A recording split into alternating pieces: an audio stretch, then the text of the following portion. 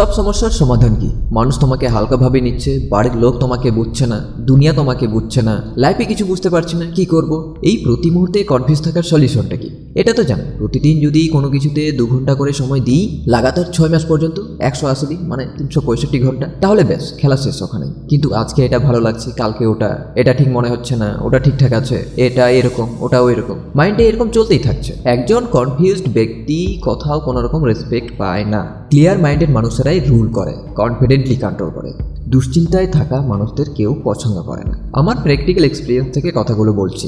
যে ব্যক্তি আজ তোমার পায়ে পড়ছে, সেই একই ব্যক্তি আগামীকাল তোমার বস হয়ে দাঁড়াবে। ব্যক্তি তুমি সেটাই আছো। পার্থক্য শুধু এইটুকুই যে এখন তোমার মধ্যে সেই সিংহের মতো দাপট নেই, কনফিডেন্ট নেই। হাই পাওয়ার কনফিডেন্ট লেভেলের ভিডিও তো তুমি রোজই দেখছো, কিন্তু হাই পাওয়ার কনফিডেন্ট তোমার মধ্যে নেই। What is the real meaning of leader? আচ্ছা, সিংহকে পাওয়ার বলে? সিংহ কি বড়, শক্তিশালী, বুদ্ধিমান? আসলে সিংহের অ্যাটিটিউড আছে, এর মধ্যে কনফিডেন্ট আছে। এ একজন আলফা মেল হলো। ওই আমাদের বলিউডে একজন সিংহ আছে না, কোনো অ্যাক্টিংয়ের দরকার নেই, কোনো কাহিনীর দরকার নেই, কোনো ভালো গানের দরকার নেই, কোনো ভয়ঙ্কর স্টোরি টেলিং ওয়ালার ডাইরেক্টরেরও দরকার নেই। তবুও মুভি হিট করতে গেলে কাকে দরকার? সলমান। যেমন রিয়েল সিংহের এত কোনো কোয়ালিটিই নেই, তবুও জঙ্গলের রাজাকে সিংহ। কি কোয়ালিটি আছে এর মধ্যে? লম্বা? না। ভারী আছে? না। বড় আছে? না। তেজ আছে? না, নেই। আছে কি তাহলে? Attitude.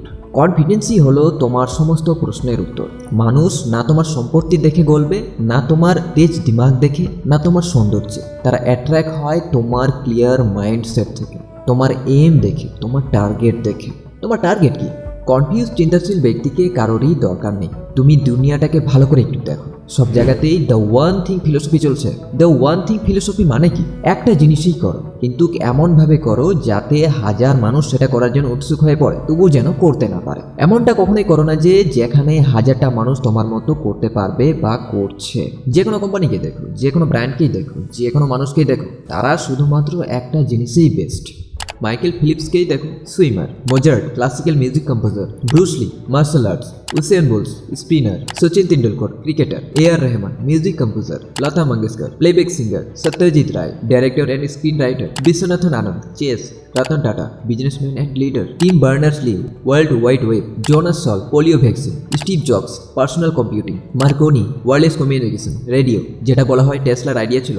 Nikola Tesla, AC electricity. Michael Jackson, pop music. Oprah Winfrey, television producer. Muhammad Ali, boxing. Bill Gates, software developer. JK Rowling, Harry Potter. এরকম অনেক নাম আছে যাদের নাম মনে আসতেই মনে হবে আরে ইয়ার এরা এই জিনিসগুলোতেই মাস্টার ছিল, আর এরা 10টা জিনিসের পিছনে সময় নষ্ট করেন। এমন অনেক সাকসেসফুল মানুষকেও তুমি দেখতে পাবে যেটা দেখে তুমি বুঝতে পারবে যে ইয়ার একটা জিনিস করেই ফাটিয়ে দেওয়া যাবে। এখানে আমি একটা জিনিস করার ব্যাপারেই কথা বলছি, যেটা নলেজ এবং ইনসাইট তোমাদের দিচ্ছি, যেটা খুবই দরকার। যখন আমরা একটা জিনিসের উপরেই ফোকাস করি, তখন সেটার ব্যাপারে আমরা গভীরভাবে জানতে পারি, আর তখন সেটাতে এক্সপার্ট হওয়ার চান্স অনেকটা বেড়ে যায় আমাদের। তুমি যেটাই করো না কেন, সেটার একটা কাহিনী রাখো, যেখানে কন্টিনিউয়াসলি কিছু না কিছু যেন হতেই থাকে।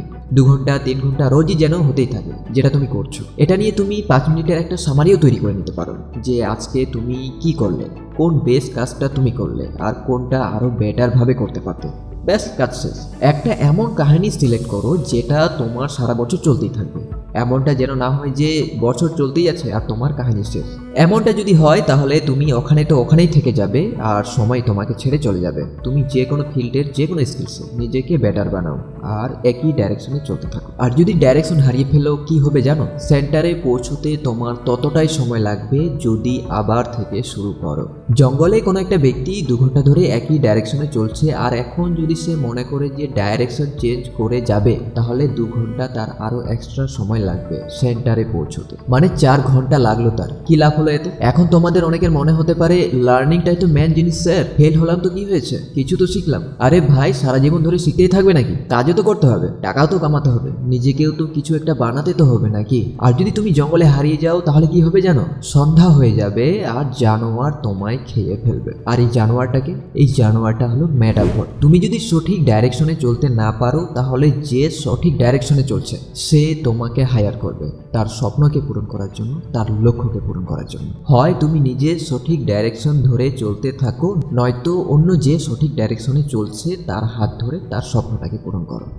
Direction with the one thing it's super important, আর এটা তুমি নেগলেক্ট করতেই পারবে না, আমিও করতে পারবো না, কেউই করতে পারবে না, আর এখনো পর্যন্ত কেউই করেনি এই দুনিয়ায় আজ পর্যন্ত।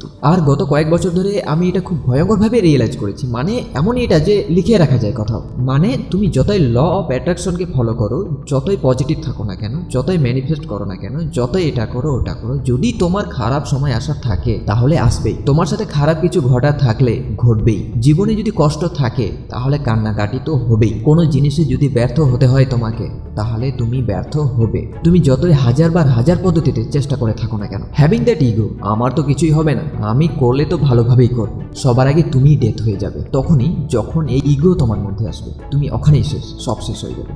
তুমি শুধু একটা জিনিসই কন্ট্রোল করতে পারবে।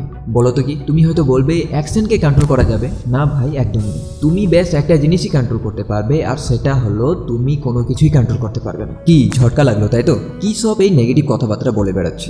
তোমরা তো এইসব শুনবে আশাও করোনি। তুমি তো সবই কন্ট্রোল করতে পারবে, দুনিয়া জিতে নিতে পারবে, নিজের ভাগ্যকে তুমি নিজেই লিখতে পারবে। ভাই, যে যত বেশি আশা রাখবে সেই ব্যক্তি ততই দুঃখী হবে। কারো দুঃখকে মাপতে চাইছো? তাহলে যাও তার আশাগুলোকে দেখো। এটা একটা স্কেল হলো, যার যত বেশি আশা তার তত বেশি দুঃখ। এখন যদি কেউ আশা রাখে এই টাইমের মধ্যে আমার অ্যাকাউন্টে 10 লক্ষ টাকা আসবেই, সে তার হ্যাপিনেসকে ওই জায়গাতেই লক করে দিল। এখন যদি ওই সময়ের মধ্যে টাকা আসে তাহলেও সে শেষ, আর যদি না আসে তাহলেও শেষ। কারণ যদি আসে তাহলে তখন তার আশা আরও বেড়ে যাবে। তার তখন ধারণা হবে যে ইয়ার এই পদ্ধতিটা তো কাজ করে। তার তখন ইগো তৈরি হবে, তার স্বপ্ন তখন 10 লাখ থেকে বেড়ে 100 লাখে যাবে। আর এটার কি গ্যারেন্টি আছে? সে বারবার এইভাবেই ভাববে আর বারবার এটা হতেই থাকবে। পুরো লাইফে এরকম কত ফ্যাক্টর কাজ করে তোমার? করে কি? একবার যদি তোমার এরকমটা হয়ে যায়, রাত্রে শান্তিতে ঘুমোতে ইচ্ছা করবে তোমার? আমি ওটা করব। তোমার ইগো কি বলবে ভাই ওটা করিস না? ইগো তোমাকে বলবে ভাই আমি তো ডিজার্ভিং পারসন হলাম, আমি তো আগেও করেছি, এটা তো হবেই আমার। আর যদি না হয় কতটা হার্ট হবে ভেবে দেখেছো? ডিপ্রেশনে চলে যাবে, নিজেকে তখন ব্যাড লাকি মনে হবে, পানতি মনে হবে তখন নিজেকে। তো কি করব? এর সলিউশনটা কি?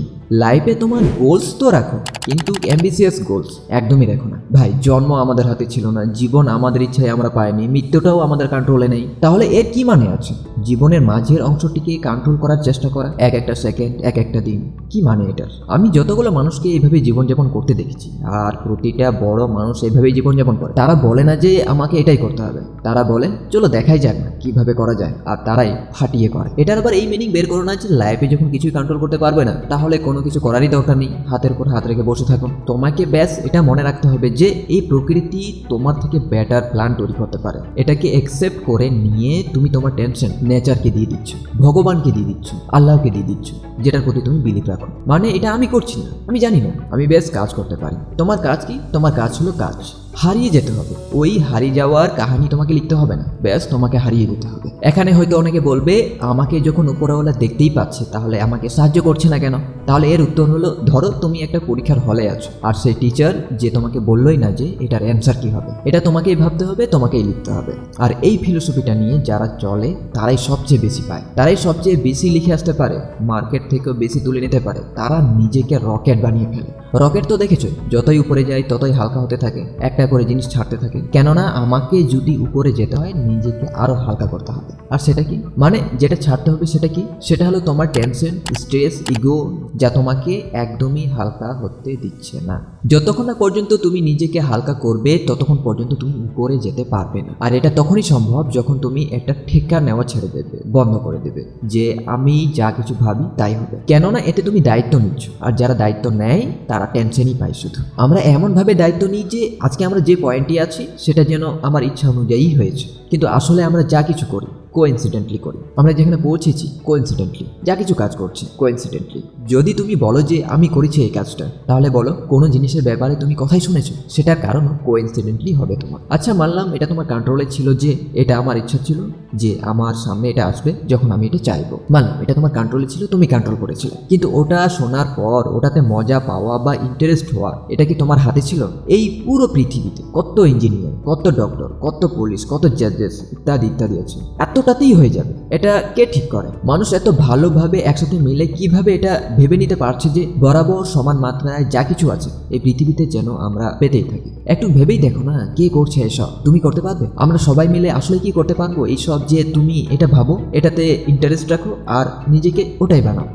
আমরা সবাই নিজের ইচ্ছায় কি আমরা এখানে এসেছি? আমি নিজের ইচ্ছায় কি ইউটিউবার হয়েছি? না, আমি টিউশন পড়াতাম, বই পড়াতাম, ছাত্রদের বোঝাতাম। এটা করতে করতে মাইন্ডে একটা থট আসলো যে চলো এটাকে এইভাবে করে দেখা যাক। কোইন্সিডেন্টলি আমি টিউশন নিজের ইচ্ছে করছিলাম না, আমি অন্য কিছু করতে বসেছিলাম। সেটা করতে করতে এই ভাবনাটাই আসলো যে না, টিউশন এটাই ঠিক আছে। তারপর কোইন্সিডেন্টলি কিছু মানুষের সাথে আমার দেখা হলো, সেখানে জানতে পারি এরকমও কিছু হয় আছে। তো আমার হাতে কি ছিল? কিছুই না। এইভাবে করতে করতে 0 থেকে 2000 পরিবারে আসলাম। আর এই পরিবার আমার বড় হবে নাকি শেষ হয়ে যাবে এটাও আমার কন্ট্রোলে নেই। আমি বেশ কাজ করতে জানি, বাকি কোনো কন্ট্রোলই আমার হাতে নেই, না তোমার হাতে। সো যেখানে আমাদের জীবনের লেখক আমরা নিজেরাই নই, সেখানে কেন আমরা জবরদস্তি করে কন্ট্রোল পাওয়ার চেষ্টা করছি? ব্যাস এই খেলাটাকে সোজাসুজি এনজয় করলেই তো হয়। কেন এত হিসাব লাগাতে হবে যে এটা যদি এরকম হয় তাহলে এরকম করব? আচ্ছা, পিকনিকে সবচেয়ে বেশি কে এনজয় করে? যে ছবি তোলে, রেকর্ড করে, যে হিসাব রাখে সে? পিকনিক এনজয় করতে হলে সবার আগে ফোনটাকে পকেটে ঢুকাতে হবে। জিনিসকে রেকর্ড করে রাখা বন্ধ করো। এনজয় করতে ইচ্ছে করছে এনজয় করো, ভেসে যেতে ইচ্ছে করছে ভেসে যাও। মনের ভিতর থেকে কোনো আওয়াজ আসছে ভালো করে শোনো, একবার করার চেষ্টা করো চেষ্টা। এটা তোমাকে 100% খুশি দেবে, সাথে সাকসেসও। আমি চাই না যে তুমি বড় বড় গোল বানাও আর সেটাকে না করে ছেড়ে দাও। আচ্ছা, এতে কি তোমার কোনো ক্যারেক্টার তৈরি হচ্ছে? তুমি ভাবছো কিন্তু করছো না। তোমার ভিতরে একটা ইমেজ তৈরি হচ্ছে নিজের জন্য। তাই আমি চাই যে তুমি বড় বড় গোল বানাও আর সেই গোলের ভিতরে যে কাজগুলো করতে হবে সেটাতে হারিয়ে যাওয়ার জন্য প্ল্যান বানাও। সেই স্কিলসগুলোতে বসতে শেখো, সাথে নেচারের আওয়াজ, তোমার ভিতরের আওয়াজটাকেও শুনতে শেখো। তবেই গিয়ে এই পুরো কাহিনী তুমি বুঝতে পারবে যে এই যে আমি এত বড় বড় গোল বানিয়েছি, এটার জন্য আমাকে এই সব কিছু জানতেই হবে, আমাকে এটার ভিতরে ঢুকতেই হবে। সেখানে ঢুকে আমি মজা পাই আর ওখান থেকেই খেলা শুরু।